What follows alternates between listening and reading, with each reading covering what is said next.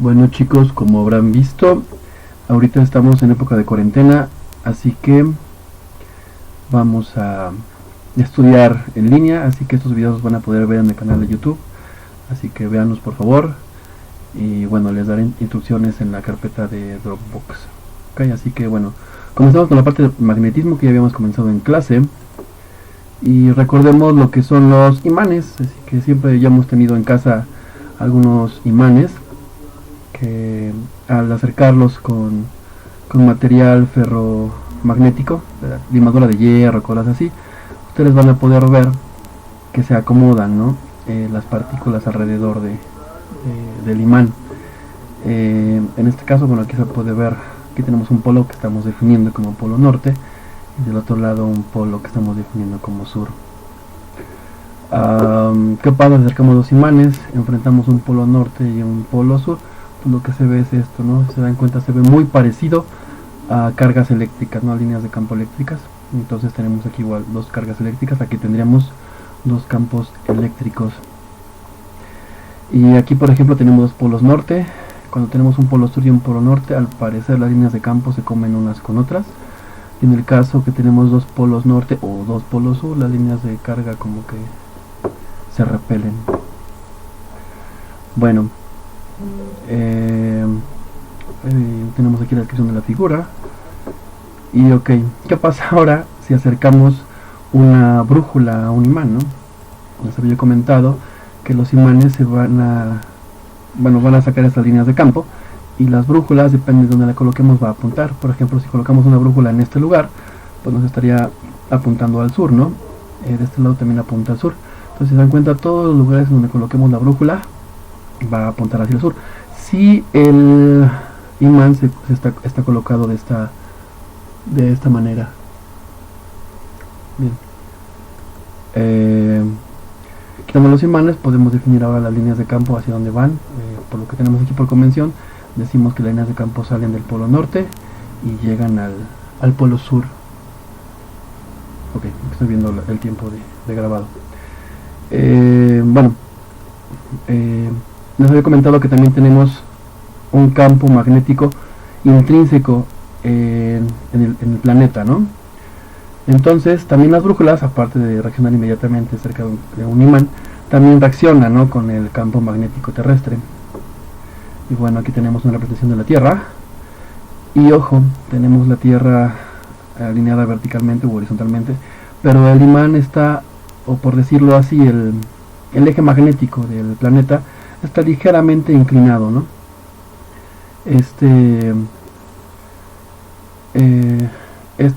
imán o esta línea, eje magnético, produce estas líneas de campo, ¿no? Pero ahora las podemos ver en tercera dimensión. Esta figura hace alrededor en toda la Tierra, y bueno, los matemáticos le llaman toro a ese tipo de figura.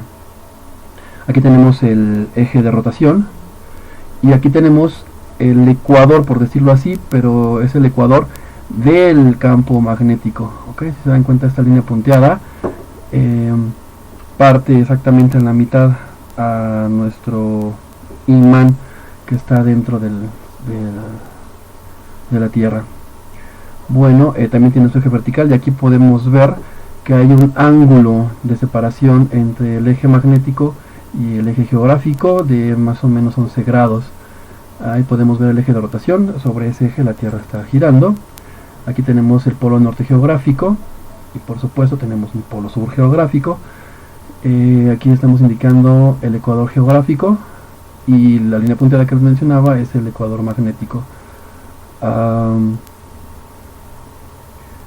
¿Qué más tenemos? Y bueno, los ejes magnéticos, ¿no? Eso es lo que tenemos aquí en esta figura. Y por supuesto el polo sur magnético se encuentra en el polo norte geográfico, y el polo sur geográfico, mejor dicho, el polo norte magnético se encuentra en el polo sur geográfico.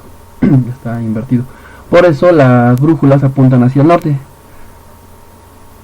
¿Okay? El polo norte de las brújulas apunta hacia el polo sur de la Tierra. Bueno, ¿qué más podemos decir de los campos magnéticos? Bueno, debido a esto y a los fenómenos que acabamos de ver y que hemos observado en la vida cotidiana, pues existe, ¿no? Existe esos campos magnéticos, y pues si existe un campo magnético esperaríamos que existiera entonces una fuerza magnética, ¿no? Pero hay algo muy importante acá. Hay una relación entre los campos magnéticos y los campos eléctricos, o es decir, las cargas eléctricas son influenciadas por el campo magnético.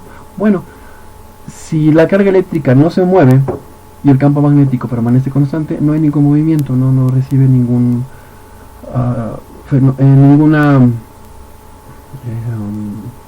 influencia el campo magnético sobre la carga. Sin embargo, si la carga se mueve a través de un campo magnético, pues sí, ¿no? Sí aparece una fuerza magnética, y de esta vez sí se altera, ¿no?, la trayectoria de la partícula. Y por supuesto eso es lo interesante, ¿no? Para que la fuerza magnética aparezca, la partícula o la carga se tiene que mover, ¿no? Entonces, la fuerza aparece, lo que mencionaba, cuando hay un campo magnético y se mueve la partícula o la carga. Definimos entonces a la fuerza magnética como el producto cruz de la velocidad con el campo magnético, multiplicado por supuesto por la carga de la partícula. Bueno, ahí está el número de la ecuación. Me parece que es la 36, sí. Ok. Bueno, anteriormente se quedó de tarea que demostraran esta identidad, ¿no? Que la cruz B es igual a la magnitud del vector A por la magnitud del vector B por el seno del ángulo que hay entre ellos.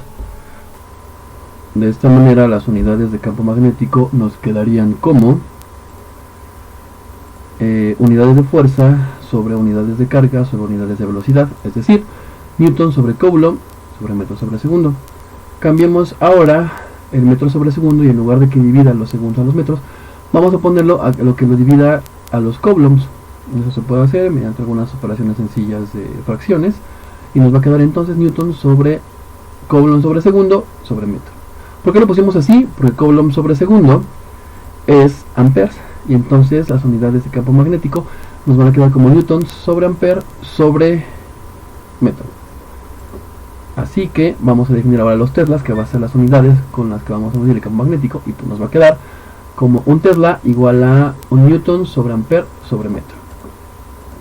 Bueno, a veces las unidades de campo magnético, los teslas, son muy grandes, entonces a veces utilizan los gauss, y los gauss están relacionados con los teslas con la siguiente expresión: un tesla es igual a 10 a la 4 gauss. Bien, por otro lado, de la ecuación 36 y 37 vamos a recordar cuál es la ecuación 36 y cuál es la ecuación 37 para poder ocuparla, ¿va? Entonces, aquí tenemos la ecuación 36, que es la definición de la fuerza magnética, que es igual a carga por el producto cruz de la velocidad con el campo magnético. Y la identidad vectorial, que es dos vectores, A cruz B, igual a la magnitud de A por la magnitud de B por el ángulo que hay entre los dos vectores. Aplicando entonces la ecuación 36 y la ecuación 37, ¿cómo nos va a quedar esto? Pues como la carga por la magnitud de la velocidad por la magnitud del campo magnético por el seno del ángulo que hay entre los dos vectores. Disculpen, se me apareció eso. Bueno, y la fuerza máxima la vamos a encontrar cuando el seno del ángulo valga 1. Recuerden que la gráfica de la función seno va entre 1 y menos 1.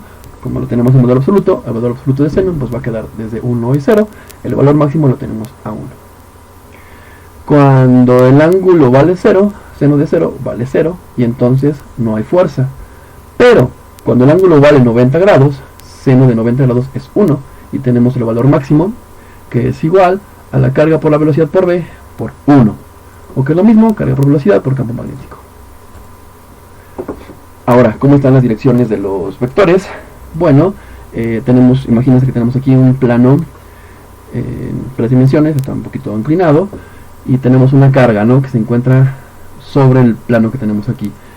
Esta carga definida positiva se mueve en esta dirección, nos lo indica con el vector velocidad, y hacia la otra dirección se encuentra el campo magnético B.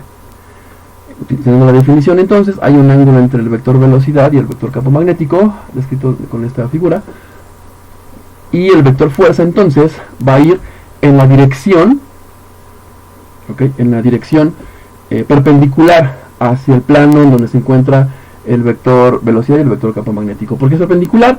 Porque va a formar 90 grados con el vector velocidad y la fuerza también va a formar 90 grados con el vector campo magnético. Bien, vamos a resolver un ejemplo. Tenemos aquí una carga de 8 que lleva una velocidad, noten que va en la dirección X, y hay un campo magnético que forma 60 grados con respecto al eje X. Ya sabemos por la imagen anterior que la fuerza magnética va a ir en la dirección perpendicular al plano que contiene la velocidad y el campo magnético. Nos dan la magnitud de la velocidad, 8 por 10 a la 6 metros sobre segundo. Nos dan la magnitud del campo magnético y nos dan el ángulo que se forma con respecto al eje X, que es de 60 grados, ¿no? Y aquí nos dice ver la figura 25, aquí la tenemos. Vamos ahora entonces a calcular la magnitud, puesto que la dirección, ya estamos diciendo que va en la dirección Z, ¿ok? Va a tener un vector unitario K. El ejercicio nos pide encontrar la magnitud inicial y la dirección de la fuerza, ¿vale? Y calcular la aceleración inicial del protón. Ahorita vamos a ver por qué necesitamos calcular la aceleración inicial del protón. En este punto, donde se encuentra el protón, lleva una velocidad en una dirección, la dirección X, ¿vale? Lleva un campo magnético a 60 grados de él. Se forma una fuerza para allá, y entonces el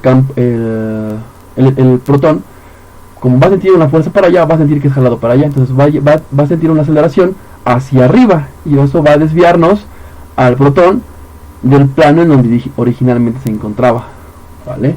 Vamos a calcular esa aceleración inicial porque va a ir cambiando conforme vaya cambiando el ángulo de su velocidad.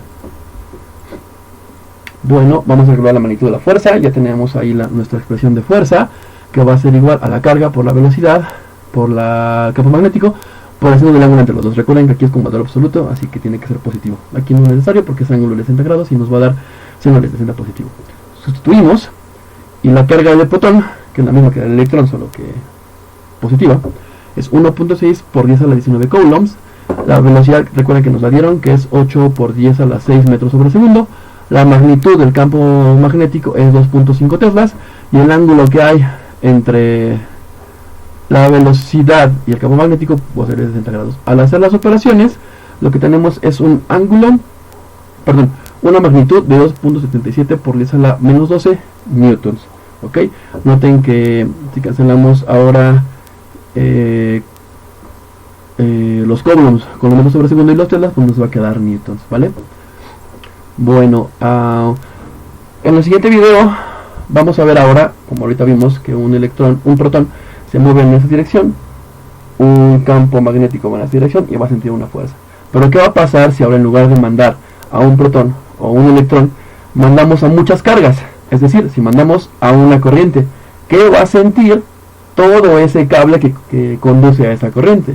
¿Vale? Entonces esperamos que el conductor pues sienta una fuerza y se levante, ¿no? En este caso, o se vaya hacia abajo, depende del signo de la carga. Pero eso lo vamos a ver en el próximo video.